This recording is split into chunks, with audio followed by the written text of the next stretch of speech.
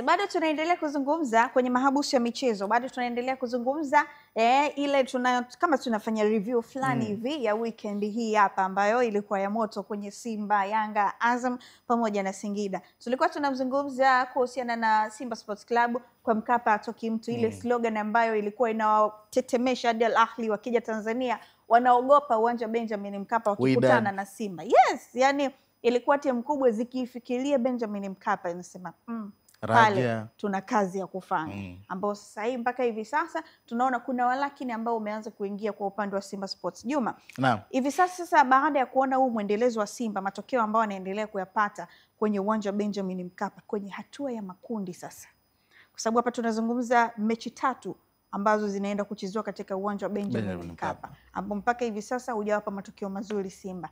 Kwenye hii hatua ya makundi ambapo tunahitaji matokeo zaidi au zinahitajika alama zaidi, yanahitajika magoli zaidi, huku Simba unaona wanaweza kutoboa?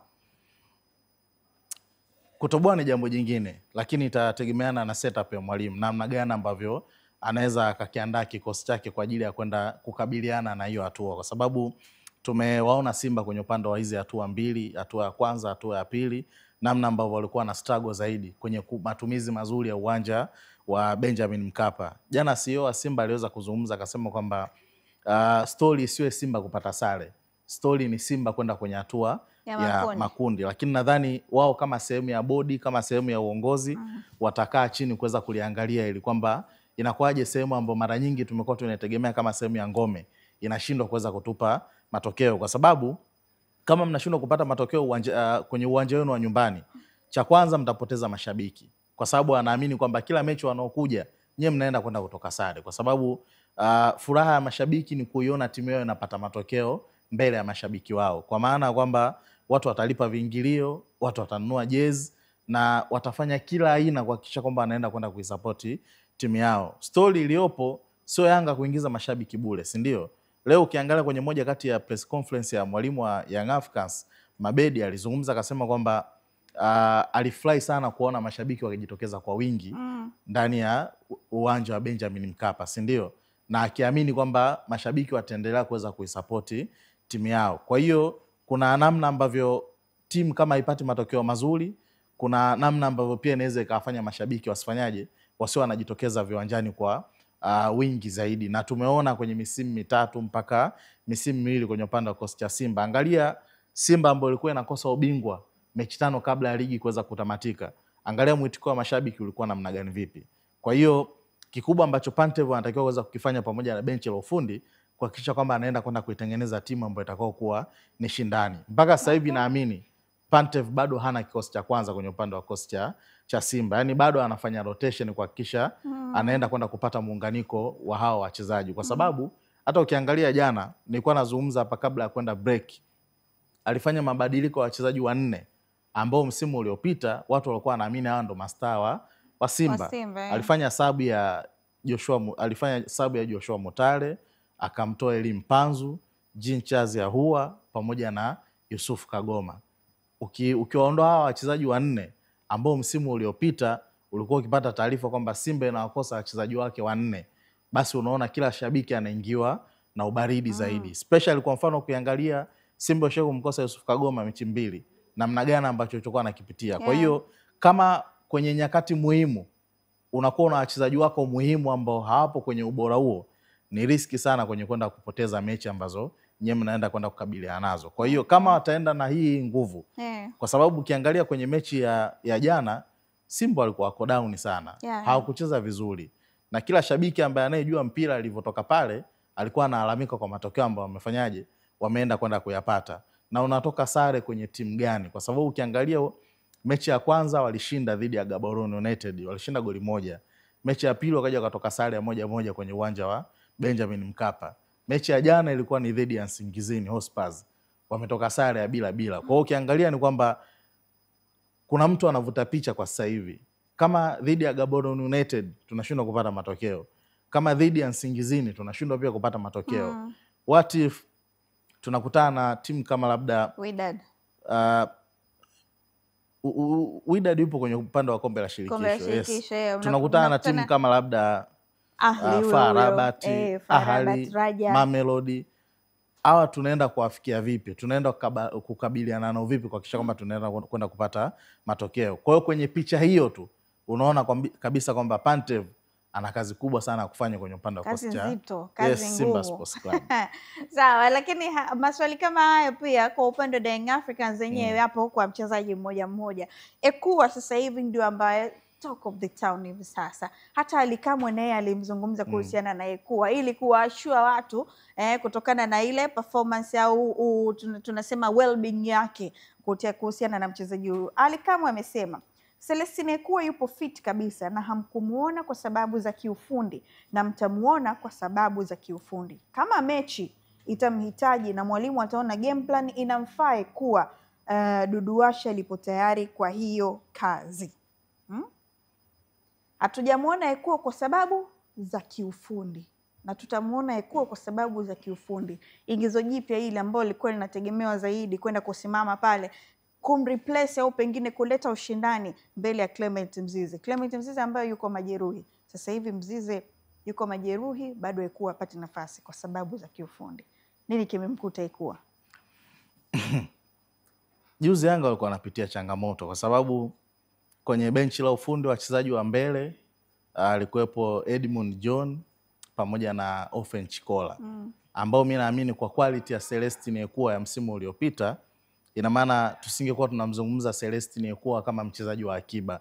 Ni mchezaji ambaye anatakiwa kuja kuingia kwenye upande wa kikosi cha Yanga na akaja akapambania namba zaidi dhidi ya hawa kina Pacome, dhidi ya hawa ambao tumekuwa tunaona kila siku kwenye upande wa kikosi cha Young Africans. Na uzuri kwa upande wa Yanga option ziko wazi kwa kila mchezaji ambaye anahitaji kuweza kufanyaje, kuweza kupambania nafasi, kwa sababu ukimwangalia Pacome, of course tumemwona kwenye mechi ya juzi amecheza vizuri, na ulikuwa ukimtoa Pacome uione Young Africans, yani ukimtoa Pacome uone mchezaji mwingine ambaye anaweza akaenda kaathiri mchezo. Kwa hiyo kuna wachezaji kama kina Max Nzengeli ambaye naye alianza vizuri msimu kama mechi 2-3, lakini baada ya hapo umuone tena Max Nzengeli yule ambaye watu walikuwa wanafanyaje, wanatarajia makubwa zaidi kutoka kwake, kwa maana kutengeneza nafasi pamoja na kufunga hizo nafasi. Kuna baadhi ya wachezaji ambao wanaonekana kuwa bora kama Duke Abuya ameonekana akiwa na muendelezo huo kianzia msimu uliopita pamoja na msimu huu. Baadhi ya wachezaji kama kina Mudathir Yahya unaona kabisa kwamba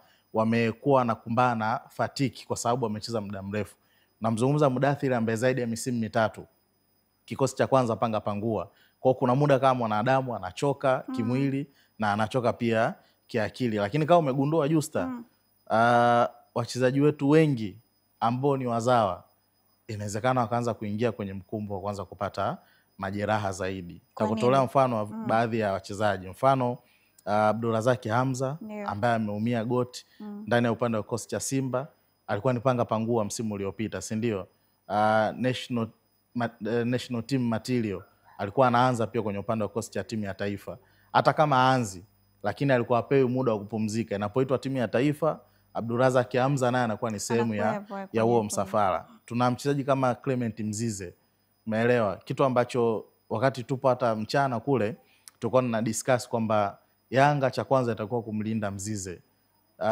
TFF nao pia atakuwa mlinde nani? Mzize, kwa kumpunguzia muda na dakika za kucheza, kwa sababu bado ni kijana mdogo, anahitajika kukua, hahitajiki kuweza kuwa anapigishwa full kila mechi, kwa sababu utaenda kwenda kupoteza ubora wake ambao alikuwa nao. Kwa hiyo tuna athari za hao wachezaji wawili mpaka sasa hivi, lakini hata ukiangalia kina Mudathir haya bado ana struggle nao. Mfano mzuri pia Ibrahim Baka amekuwa analalamikiwa pia, amekuwa na makosa hapa na pale, lakini ni kutokana na kwamba amecheza kwa muda mrefu zaidi, hakupata muda wa kufanyaje. Ukimwangalia Baka wa msimu miwili nyuma na sasa hivi kitu pekee ambacho Yanga wanatakiwa kushukuru ni ili panga ambalo limepita hapa la mechi 5 kwa upande wa Ibrahim Baka. Nadhani hapa ndo anaweza akapata sasa muda wa kufanyaje. Atakuwa anafanya mazoezi lakini achezi mechi. Atakuwa anafanya mazoezi achezi mechi, kwa sababu kizipigia mahesabu kwa sasa hivi ina maana urejeo wa Baka tunaozungumzia ni mwezi wa 12. Kuanzia mwezi huu wa 10 mpaka mwezi wa 12. Kwa hiyo pengine inawezekana ikaje kani ahueni kwa upande wa mchezaji kama Ibrahim Baka. Lakini kwa wao wengine unaona namna gani ambavyo wamekuwa wanafanyaje, wana struggle. Lakini ukija kwenye kesi ya Celestine Ekua kuna changamoto, kwa sababu kuna kina Celestine Ekua wawili. Kuna Ekua wa Chadi na Ekua wa Young Africans. Huyu wa Chadi kila anapoitwa kwenye upande wa timu ya taifa ana score goli.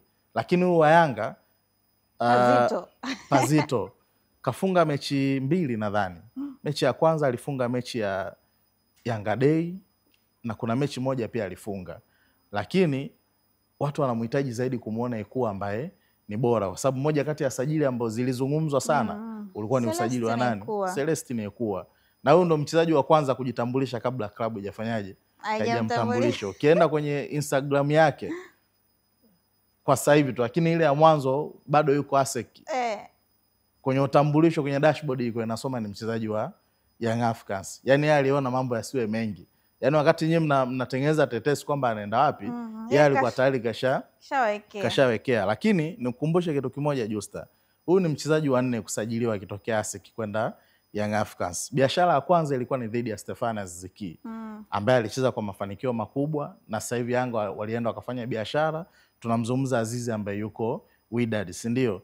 Mchezaji wa pili alikuwa ni Pacome Zouzoua. Mchezaji wa tatu alikuwa ni Yao. Ambao hawa wachezaji watatu ukiwa compare walikuwa na performance bora ndani ya cost ya Young Africans. Ameondoka mmoja, amebakia wachezaji wawili kwa maana ya Yao pamoja na Pacome Zouzoua. Celestine Ekua ni ingizo jingine ambalo limetokea wapi? ASEC. Kwa maana ya kwamba ana wachezaji ambao walishacheza ASEC kwa sasa hivi wako wapi? Hapa Young Africans. Kitu pekee ambacho anatakiwa kukifanya ni kuwa na mentality bora, kwa sababu mimi ninachokiamini kwa upande wa Young Africans ni pressure ambayo amekuwa anafanyaje, anakutana nayo. Pressure ya mashabiki, pressure ya mitandaoni, na kuna mmoja pia shehe kunionyesha ali screenshot. Kuna moja kati ya picha ilikuwa ina trendi kwenye baadhi ya magrupu ya WhatsApp. Ilikuwa inamuonyesha mdada mmoja akicheza baikoko. Ile picha ukiangalia kwenye zile sehemu za kulike, kuna like ya Celestine Ekua. Jamani, watu wasilike. Watu wasilike sasa. Jijini Dar es Salaam hapa. Hiyo tu kawaida Juma. Mimi mwenyewe nikipita nikikuta mtandaoni kitu sasa hivi hapa na like, sasa Ekua kazijua vipi hizo page? Sasa unajua ukishakuwa eneo lile husika, ukishakuwa sehemu eneo, algorithm na yenyewe inasoma kwamba ubadilisha location, kwa hiyo inakuletea eneo ambalo na maeneo ulipo. Hiyo vitu kawaida bwana, Dar es Salaam hapa. Alikuja Baleke akaja akaondoka. Kwa hiyo mjini bwana, njoo na tahadhari kubwa kwa sababu like picha baikoko. Uliona lakini? Mimi sijaiona na sitaki kuiona. Juma, mimi nikushukuru bwana. Basi poa. Shukrani. Wakati mwingine tena tutakutana kwenye PMBet ndio kilichobakia sasa hivi. Nashukuru bwana. Nyota 149 nyota 23 unatengeneza mkeka, unapata EST yako. Usahau pia na alama ya leli.